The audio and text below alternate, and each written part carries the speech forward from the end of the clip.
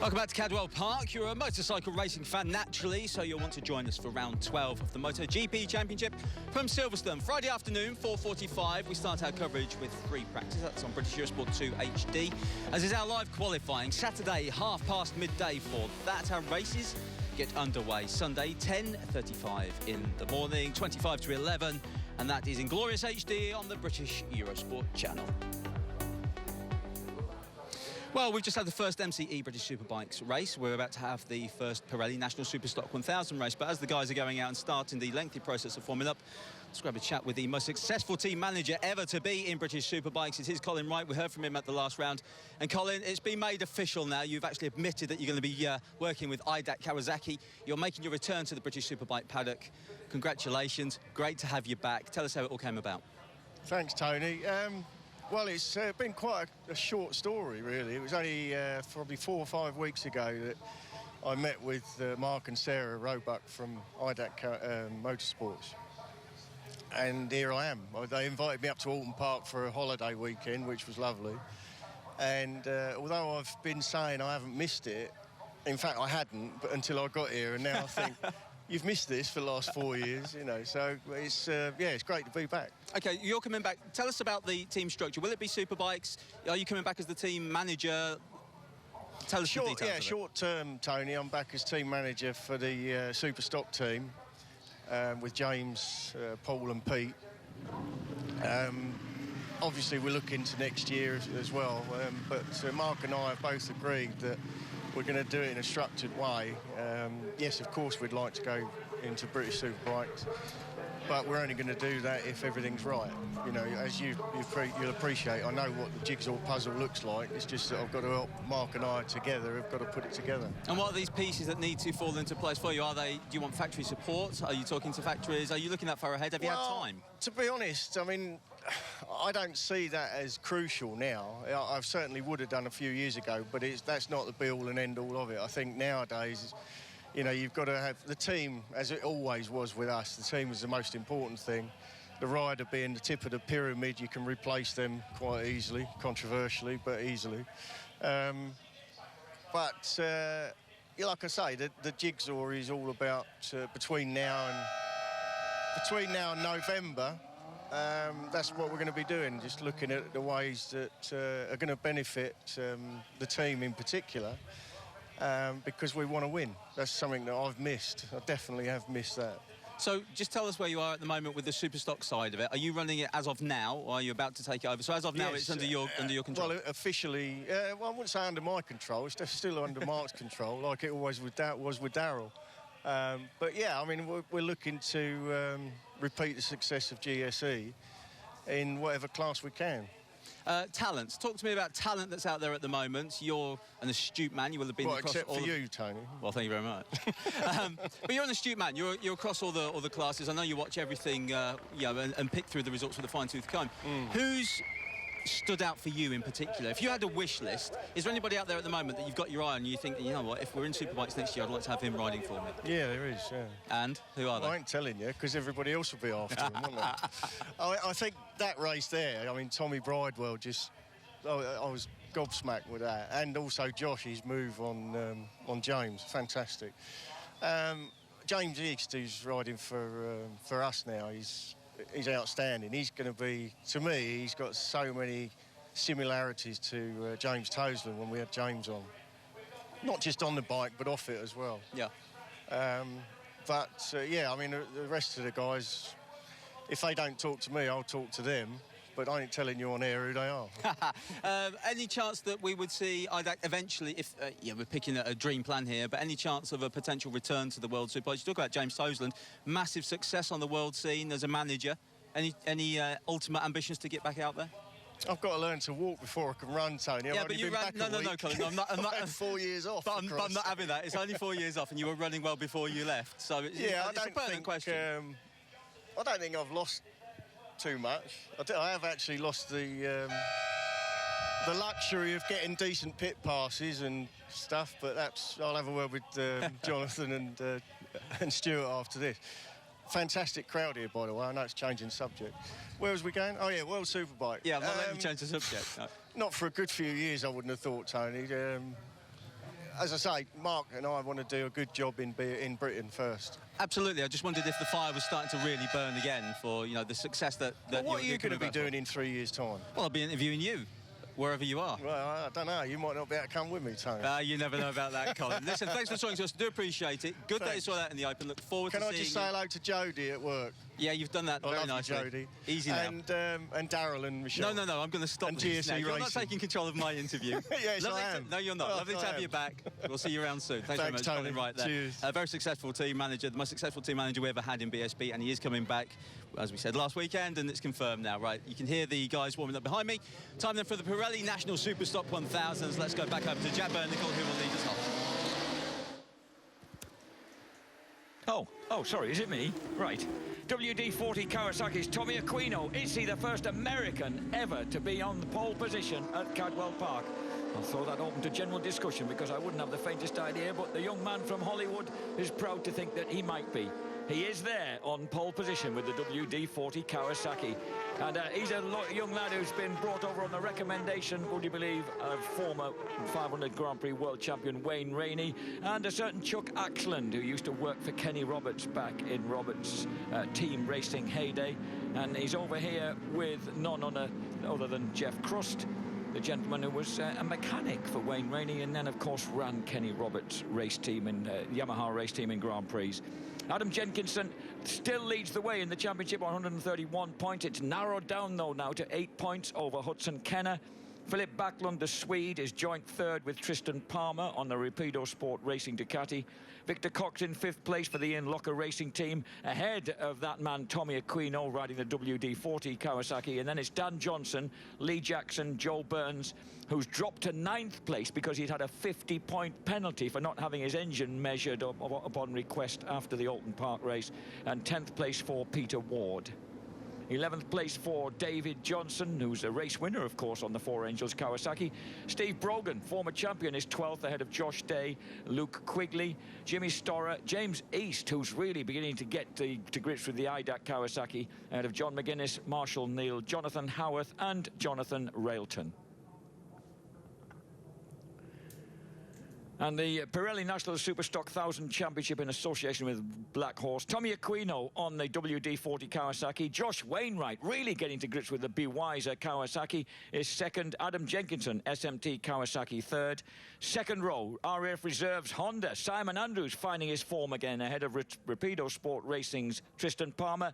Victor Cox, ILR Kawasaki rounds out row two. And then you've got Lee Jackson, James East, and Steve Brogan on his private Kawasaki on the third row, and the Four Angels Racing Kawasaki of David Johnson, the Paget's Honda of Lee Johnston, and the Homer Racing Leonic Balance Lixel Kawasaki of Hudson Kenner, who's in trouble on bike number 3. Oh no, he's been having such a good run of results, having got his dad over to work with him, and suddenly Hudson Kenner is in trouble in pit lane. That is big news, Jack. Second in the championship. That is devastating for him. 21-year-old Tommy Aquino on the distinguished dark blue and yellow WD-40 Honda doesn't get the best of start. It's Adam Jenkinson. Jenko hits the front, riding the SMT Racing Kawasaki, number 11, the championship leader. And someone's already tidily grass-tracking, but staying on board and will rejoin in more or less last place. And that looked as if it might be number 10. I'll tell you what, Josh Wainwright from the middle of the grid got a terrible start. He just dumped the clutch, it popped into a wheelie. He just really didn't look quite prepared for that, and he just went back to about 15th spot from second on the grid. Jenkinson, Palmer, Aquino, Cox, Jackson, East, Andrews, Quigley, Steve Brogan, and not even in the top 10 for the aforementioned Josh Wainwright. It was the Ulster teenager Joshy Elliott from Ballymallard on the JAR Acorns Project Kawasaki, who went grass tracking, so he's now right at the back of the pack. Yeah, in a park there just a few corners ago, Tristan Palmer just slipped up the inside. Tristan Palmer there on the beautiful Panigale Ducati. Tristan currently fourth in the championship, won 2 races and a third in the 4 races he's done so far this season, so pretty impressive form from him. So at the front as they cross, look at this. He's immediately opening up a gap of Jenkinson. Here comes, what a move by Tommy Aquino. He just prances through on the inside on the entrance to Island Bends. That was a strong move on Victor Cox, and it worked. So he's now back through into third place, the man who was on pole position. Yeah, and look at him, he's on the yellow and blue WD-40 Kawasaki there and climbing all over the back of Jenkinson. He's going to swap, he's going to have a look up the inside coming into here, and he goes, oh, does he? Jenkinson's not going to give it to him easy. No, not quite that lap, but the American really trying. You can see his intent. Oh, look how close these are. We've got Cox fourth. Lee Jackson is there in fifth place. His uncle Lee Jackson, also a Lincolnshireman, is of course a former race winner here at Cadwell Park in the Superstock 1000 Championship races. Lee Johnston back in 10th, Joe Burns 11th, having had the stuffing knocked out of himself a bit, and sadly Reggie Wainwright has dropped back to 13th place after that brilliant qualification lap in second. Yeah, that's what happens. You can't fluff the start, least of all here. Cadwell, it's thin, it's narrow, and it's hard to pass. But look at them all backing up behind Jenkinson. And Tristan Palmer currently riding superbly. He's got probably about a second lead there. Jenkinson second on the red and yellow SMT racing bike. Aquino third. Cox, Jackson, Andrews, East. Simon Andrews, who suffered such terrible leg injuries at Snetterton 2 years ago, really beginning to find his form now on the number 6 RAF Reserves Honda.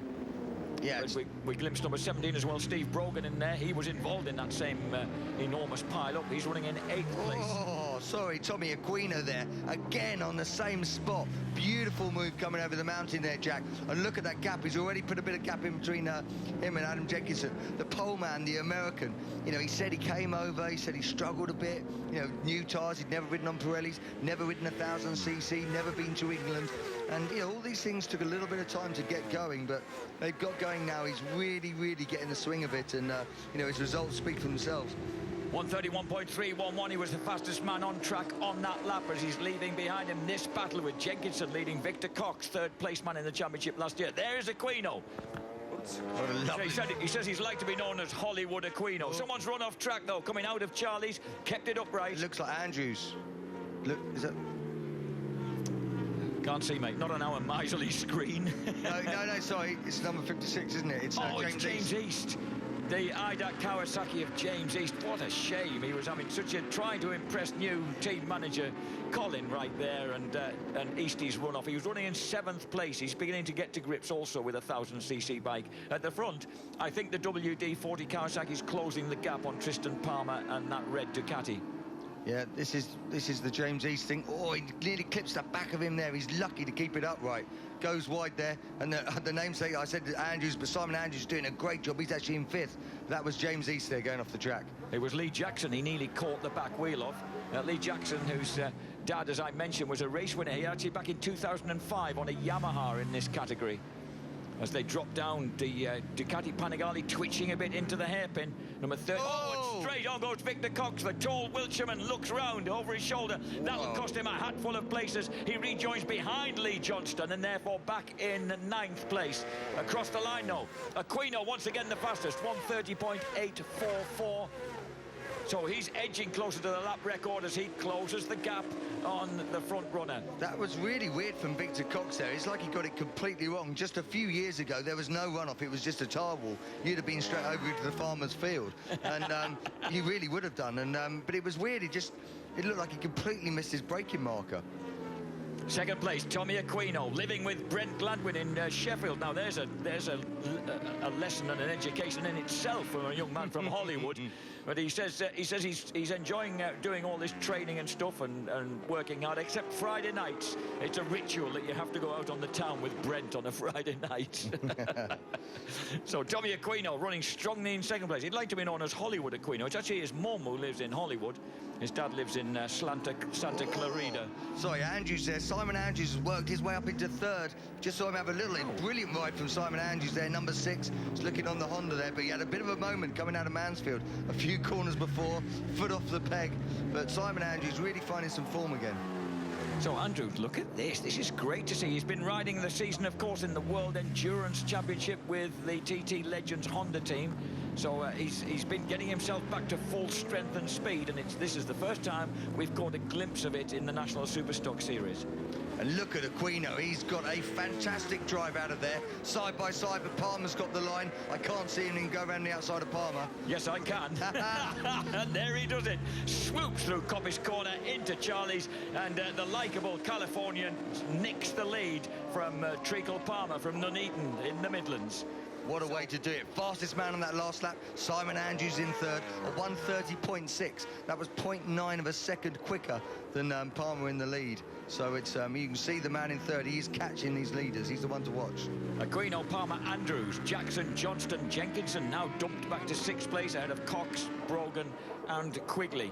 Oh, lay it down, why don't you? On the 5th lap of 15, Aquino really enjoying himself here. And one of the things that inspired him to come, that one of the persuasive factors that Axland and Wayne Rainey and whoops-a-daisy, as Victor Cox recovering as he drops downhill, and Chuck Axland used to persuade him, was how much success PJ Jacobson was enjoying here. They're of a similar age. They've briefly raced against one another back in 2006. Yeah, Brogan, a bit of a moment there. We saw him just coming out of Mansfield again. It's easy to do there. You've got to watch the front as you go in, then you accelerate and the bike wants to slide. You know, you often see quite a few high sides. That was where we saw Seeley go down yesterday in the sprint race in Supersport. And there's the championship leader, number 11, Adam Jenkinson, currently in 6th. But remember, his main rival, the South African Hudson Kenner, did not start. He had a problem. He was pushed off the grid. So, you know, for Adam Jenkinson, he's just got to make hay at the moment. Jenkinson there, number 11, squeezed back to 7th place now, ahead of Brogan, Quigley and a recovering Josh Wainwright. And that is Brogan. Look at Brogan all over the back of him again. We haven't seen too much of Steve Brogan. You know, great rider, great guy. It's nice to see him sort of push him back in, you know, sort of positions he wants to and needs to be in. This is the huge swoop down the Park Straight, dropping down into Park Corner. Take your pick. You can see one of the 4 Asians, Idai Kawasaki there, of James East running in 15th place. He has recovered back into the points after that unfortunate excursion when he nearly tickled the rear wheel of Lee Jackson going into Charlie's. Jackson now up at 4th place ahead of Lee Johnston, chasing down number 6, Simon Andrews. This is getting fascinating because there's a lot of guys running powerfully and making progress in the race. So we're not only looking at Andrews now, we're also having to keep an eye on little Lee Bob Jackson as well. Yeah, Aquino, though. Aquino's the man. He's just put out a few more tenths on that last split. So 0.9 of a second. So Aquino just doing Jenkinson having a bit of a covering line. That was number 18, Lee Johnston, in fact. Just behind him is number 28, Victor Cox, trying to recover ground. Jenkinson behind these guys. Now, that's the Paget's Honda of number 18, the Irishman, General Lee Johnston. Having a good ride on, you know, he's been kind of going off and doing the roads with it. Look at this, here's Simon Andrews now on the back wheel of the Rapido Sport Racing Ducati Panigale, Tristan Palmer.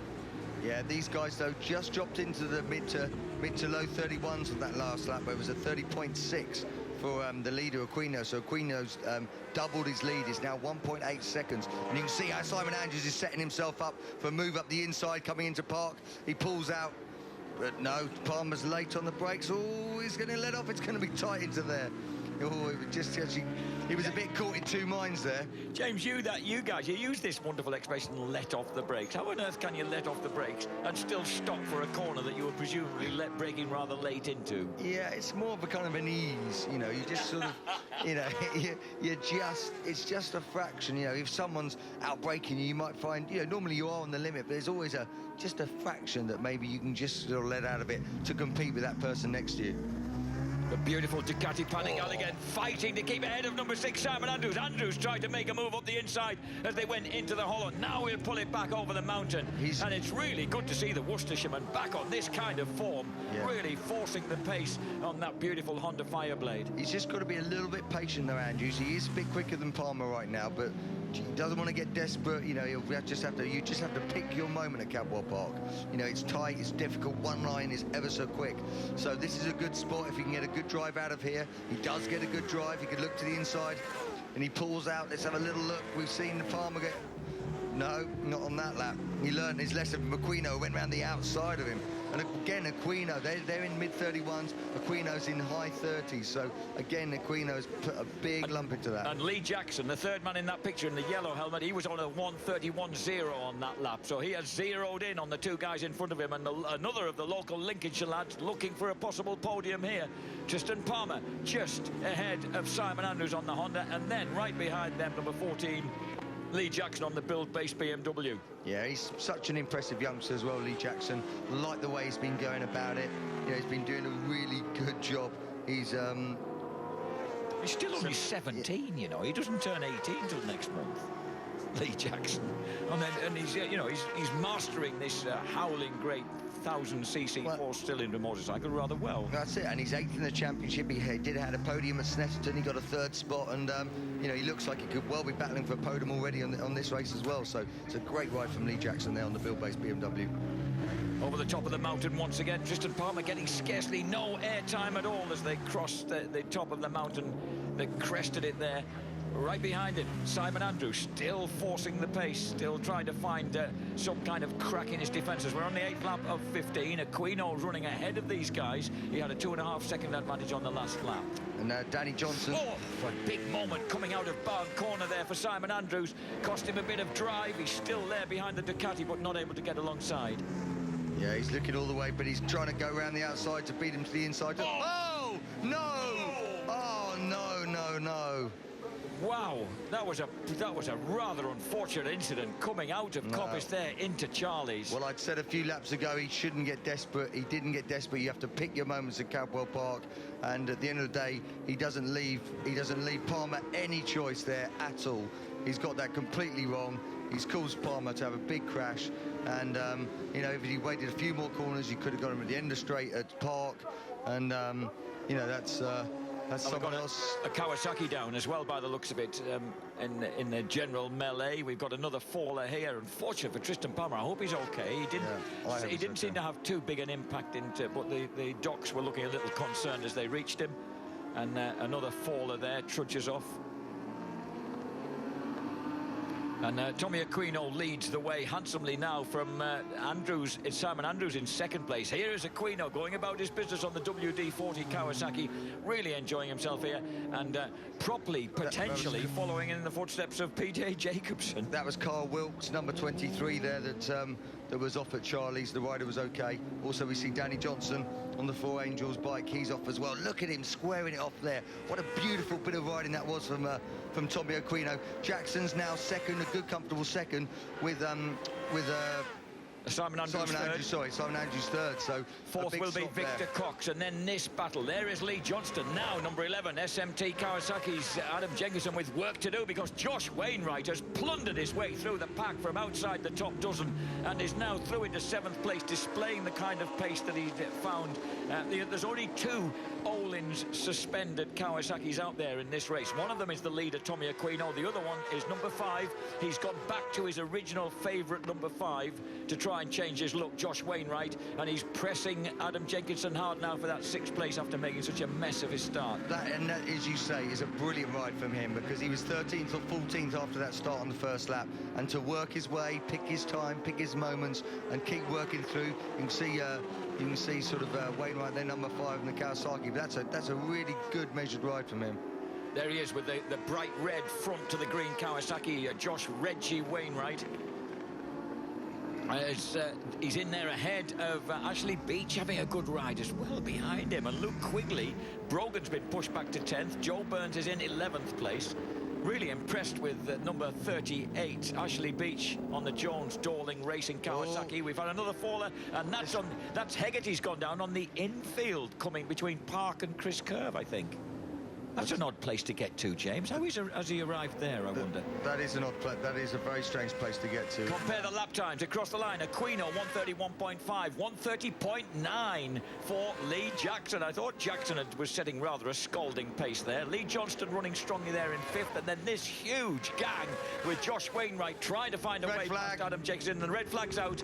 The red flag's out. We're on the 11th of 15 laps, which would be 2/3 race distance, 10 laps out of 15. My maths, as far as I can remember, went between being be a bit scolded by Polly Ranson at Henry Smith Grammar School. That does it indeed mean 2/3 race distance. And oh, there's Fowler is on the outside. Yeah, you can see of the park straight. So almost certainly someone's got sort of tangled there. Obviously it's fast there and gone down. So it's a red flag and a result and a victory for Tommy Aquino, not only becoming the first American to sit on pole position, we think, here. There's, thankfully, good to see a slightly beaten-up looking Tristan Palmer at least sitting up and chatting to the medics there, but probably has had the wind rather knocked out of him. Tommy Aquino won it, number 14. Lee Jackson, a brilliant ride to second place for the Lincolnshire lad on the built-based BMW, but for the WD-40 machine. Well, Tommy Aquino. A great win from Tommy Aquino, as you say. That really is a top job from the American. I think Jackson was starting to catch him, but God, you've got to feel for Tristan Palmer.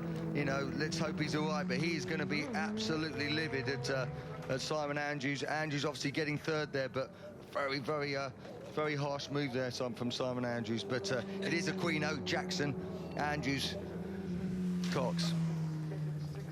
So Lee Bob Jackson applauding the fans after having enjoyed that brilliant ride through into second place. There were a lot of very, very, very outstanding rides, not all from the people we expected. Tommy Aquino, perhaps we should have seen that coming from pole position, but what a couple of overtaking manoeuvres he produced on the WD-40 Kawasaki. The 21-year-old who would like to be known as Hollywood Aquino of Italian parentage, that's no surprise, wins it from Lee Bob Jackson, build-based BMW. Third place, Simon Andrews on the RAF Reserves Honda. At last, a podium for them. Victor Cox on the ILR Kawasaki is fourth. Lee Johnston, Paget's Honda, fifth. Adam Jenkinson leads an absolute rack of Kawasaki's, just hanging on in front of the brilliant Josh Wainwright. And with the number 8 faller, Dan Hegarty, has been taken, incidentally, to the medical centre, hence the red flag. Josh Wainwright in 7th place for the Be Wiser Kawasaki team, ahead of a very impressive Ashley Beach. Luke Quigley 9th, Steve Brogan in 10th. 11th place for Joel Burns, somewhat detuned after having that massive points penalty to knock him out of the top 3 in the championship. James East recovers bravely to 12th place ahead of Robbie Brown, the former Ducati 848 triple challenge champion. Johnny Blackshaw finishes 14th, at last getting some points for the Cheshire boy, ahead of Josh Day in 15th. And out of the points, such fast men as Philip Backlund, Dominic Usher, John O'Howarth, Peter Ward and Ruddy. And the championship standings then look a little like this. Remember, Tommy Aquino's got a whacking great 25 points for that win. That hoists him up to 3rd place in the championship, ahead of Victor Cox, behind Adam Jenkinson, who, luckily for him, despite a somewhat uninspired ride, the Cheshire Landscape Gardener still has an 18-point lead over Hudson Kenner, who failed to start the race. 5th place for Philip Backlund, level with the desperately unlucky Tristan Palmer. They have been joined on 79 points by Lee Jackson. Dan Johnson is 8th, Joe Burns 9th, and Steve Brogan in 10th. 11th place for Peter Ward, ahead of David Johnson and Josh Day, with Luke Quigley 14th. James East, very unlucky in that race, finished 15th on the IDAC Kawasaki, ahead of Jimmy Storer. Simon Andrews leaps to 17th place, John McGuinness, Marshall Neal and Josh Wainwright. So this was a very, very eventful ride. Terrible start for the man in the middle of the front row there. Josh Wainwright sank back outside the top 15 from a front row start, while at the front it was a great start for Adam Jenkinson. Josh Elliott goes grass tracking, fortunately keeps it all together and comes back on track. But at the front, Adam Jenkinson, the championship leader, has the initial advantage on the SMT Kawasaki. And then as they come launching down the park straight, 3 abreast, there's always something going to be happening down there. And in this instance, Tristan Palmer neatly slopes through into the lead on the Rapido Sport Racing Ducati, but is soon joined by WD-40 Kawasaki's American import, Tommy Aquino.